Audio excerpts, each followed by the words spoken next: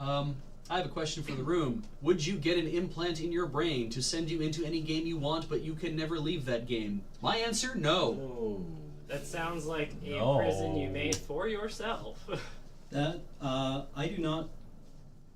I don't trust an Android manufacturer to keep their hardware up. I do not want obsolete technology stuffed into my brain forever. What happens when they're just like, well, it's like Halo 2. We're just turning off the servers. GG. Maybe if it were Animal Crossing. Oh, wow. Maybe. I mean, I'm stuck. Because Animal Crossing, because Heather plays it a lot. She really enjoys it, and but she doesn't play it 24 hours a day. And so I have to wonder that if you get to a certain point, if you did play Animal Crossing 24 hours a day and just did as much as you could constantly all the time doing that, well, I mean, you'd also have to sleep. So let's assume you play it for like 14 hours a day, and then you sleep the other hours of the day. Mm-hmm. Do you get to a point where you get through everything, and then you're like, now I walk around and I pluck weeds and I fish and I try to catch bugs so I can get all the badges, and then at what point do you run out of having stuff that you can do? You restart the game. I guess you just restart the game. Does that blank your memory? Ooh.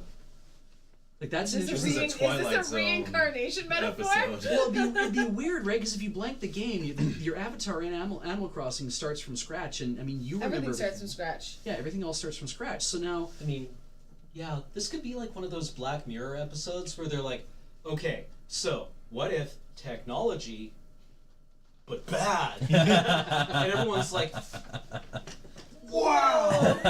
Actually, you know, I would say like if you ran out of things to do, if you felt like you could do everything you need to do in your town, like you've landscaped it to perfection, and like it's exactly the way you want it to be, I would say just like pull everything up, like dig everything up, pull everything up, like and just like lay everything flat, and then just start again. Yeah, I feel like this would just around again. Yeah. I feel like after 3 weeks to a month of this would just become like Insanity Simulator. Also, everybody you talk to, you'd eventually get to memorize all their dialogue. Oh yeah. Oh, that's true. Isn't It would this be just like Madoka Magica? No, this Oh, is you're Groundhog stuck. Day. Yeah. This is, Groundhog Day? Like, Any loop like that. I mean, Madoka's whole thing was that there might have been like time loops involved, but at least like it was all of creation, right? Like it was basically the whole universe was resetting on time loops. So, spoilers, but it's like, yeah, then anything could be happening anywhere it could be happening. And if you even did that many time loops, yeah, you might go nuts, but also it wasn't clear that Homoda was anyway. You still have to grind through all the NPC dialogue every time. That's Yeah, true, it's yeah. true. I mean, you can, but Ned Ryerson. Hey, but that's right. Like in Heat touched off. Even though Ned would always start a new thing, Bill Murray always tried to like. He always had like a new response in mind, right? Where he either punched him in the face or he did something else to just avoid him outright. It's like he navigated his way around however he wanted to do it. Right, yeah. So I guess you could play with it that way. You could get different responses and see what people say, because based on if you say something weird to a person, they have to respond to it. They might not just continue with the thing they said already. But in a game, they're definitely going to continue with the thing that they were already scripted to say. Right. Isn't this a big thing in Undertale too? I've never played it. Is this a sequel? No, Undertale as well. When you do multiple playthroughs of it, people will remember that the NPCs will remember being in your previous game. Oh. And they'll cool. respond to you accordingly. Oh, cool. Wow. And this is also assuming like a single player game though.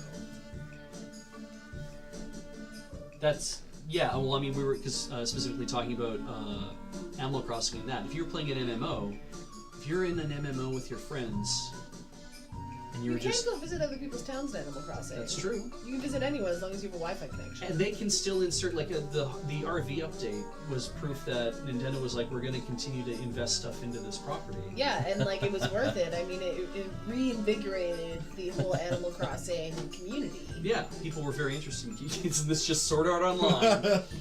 Man, I don't know. I don't watch that, so yeah. Turns out this is a question a lot of pieces of media are trying to answer.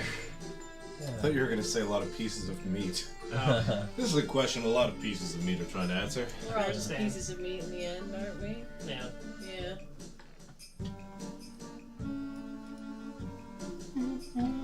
Is this Animal Crossing music? No.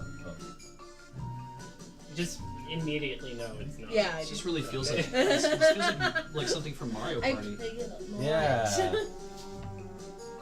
Is this music from? Engineering will either tell us or they won't. I would. Mario Party Mario 2. Party 2. Nice.